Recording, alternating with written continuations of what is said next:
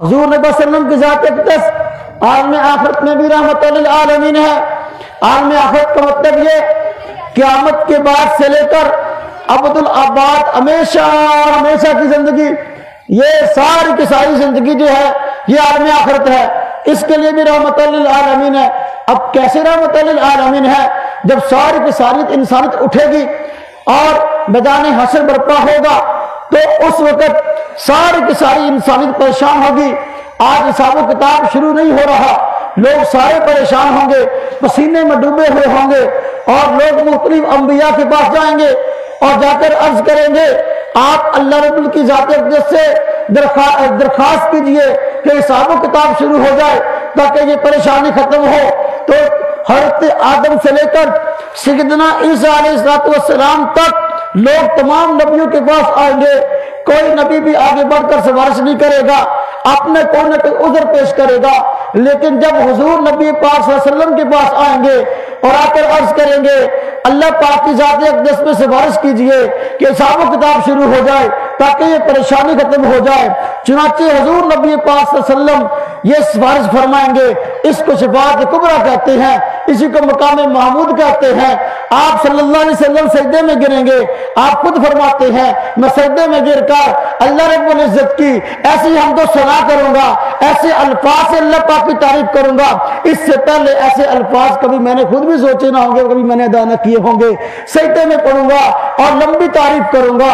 رب تعالیٰ کی ذات جو ہے جب دیکھے گی کہ حضور نبی پاک صلی اللہ علیہ وسلم کی ذات اقدس بڑی دیر سے سجدے میں پڑی ہے اور پھر جو ہے اللہ پاک کی حمد و ثنا بھی ہو رہی ہے، اب اللہ پاک فرمائیں گے ہاں جی اے نبی صلی اللہ علیہ وسلم ارفع راسک، اپنے سر کو اٹھائیں، سر توتا، مانگیے کیا مانگتے ہیں، آپ کو مانگنے پر دیا جائے گا۔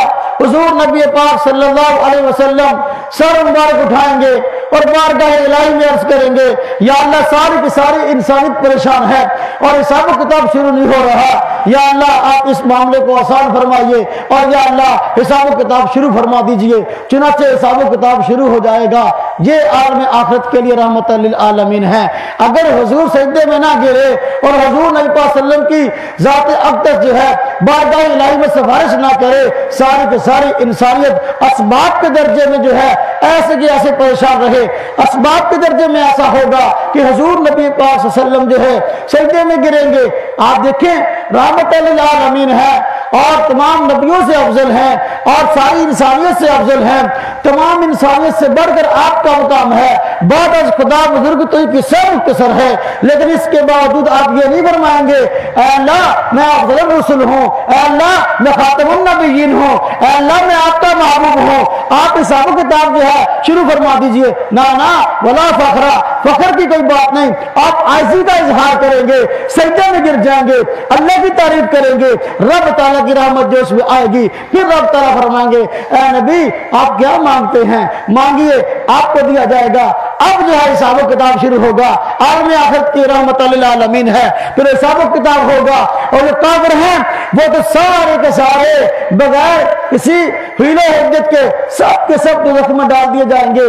اب جو مسلمان ہیں مسلمانوں کے ساتھ کیا معاملہ ہوگا؟ مسلمان بعض اپنے نیک اعمال کی وجہ جنت میں چلے جائیں گے اور بعض ایسے ہیں جو کہ اولیاء کی سفارش کی وجہ جنت میں جائیں گے، بعض ایسے ہیں جو شہداء کی سفارش کی وجہ جنت میں جائیں گے، بعض ایسے ہیں جو علماء کی سفارش کی وجہ جنت میں جائیں گے، اور امت مسلمہ کی ایک بہت بڑی تعداد ایسی ہے جو حضور نبی پاک صلی اللہ علیہ وسلم کی سفارش کی وجہ سے جنت میں جائے گی۔ جو کسی عالم دین کی سفارش سے توجہ کرنا، جو کسی عالم دین کی سفارش جنت میں جائے گا، جو حافظ قرآن کی سفارش جنت میں جائے گا، جو شہید کی سفارش جنت میں جائے گا، یا کسی ولی کی سفارش جنت میں جائے گا، یہ بھی در حقیقت حضور نبی پاک صلی اللہ علیہ وسلم کا ہی فیض ہے۔ ولی کیسے بنا؟ حضور پر ایمان لا کے بنا۔ اولا عالم کیسے بنا؟ حضور کی تعلیمات پر ایمان لا کے بنا۔ شہید کیسے بنا؟ حضور کے دین پر قربان ہوتے تو شہید بنا نا۔ یہ سارے کا سارا حضور صلی اللہ علیہ وسلم کا فیض ہے۔ اب پھر شفاعت کبریٰ ہوگی۔ اب کیا ہوگا؟ جب سب سفارش کر چکیں گے اور جو گناہگار مسلمان، وہ گناہگار مسلمان جن کی کوئی سفارش کرنے والا نہ ہوگا، اپنے اعمال کی بنا پر دوزخ میں چلے جائیں گے۔ اب حضور نبی پاک صلی اللہ علیہ وسلم کی سفارش فرمائیں گے اور اللہ پاک کی ذات اقدس اجازت نہ فرمائیں گے کہ آپ جن جن کی سفارش کرنا چاہتے ہیں تو کریں، ہم آپ کو راضی کریں گے۔ حضور نبی پاک صلی اللہ علیہ وسلم فرمائیں گے اور کہ میں آپ کا ارشاد ہے کہ میں اس وقت تک راضی نہ ہوں گا جب تک میرا ایک امتی بھی دوزخ میں ہوگا۔ تو جو کرنا ذرا سوال پیدا ہو گیا، سوال یہ پیدا ہوا کہ ایک امتی بھی دوزخ میں رہے گا، آپ فرماتے ہیں کہ میں سفارش کروں گا، سب کو لے کے جاؤں گا، تو دوسری طرف ہے کہ بھئی گناہوں کی سزا بھی ملے گی، گناہوں کی سزا بھی قیامت کا دن۔ اور یہ لمبا چوڑا حساب و کتاب کا معاملہ یہ کوئی چھوٹا سا نہیں ہوگا، یہ اتنا بڑا وقت ہوگا جو ہزاروں سال کو محیط ہوگا۔ اس لیے جو لوگ دوزخ میں جا چکے ہوں گے ان کو اتنا عرصہ صفائی سے پہلے دوزخ میں رہنا پڑے گا، ان سب کی دھلائی ہو جائے گی، ان سب کی صفائی ہو جائے گی۔ جنت پاک لوگوں کی جگہ ہے، ناپاک آدمی جنت میں نہیں جا سکتا۔ تو اس لیے مسلمان ہے تو ایمان والا لیکن گناہوں سے نتلا ہوا ہے، یا تو گناہوں کی دوری سفارش سے ہوگی یا پھر دوزخ کے اندر جو ہے صفائی سے ہوگی۔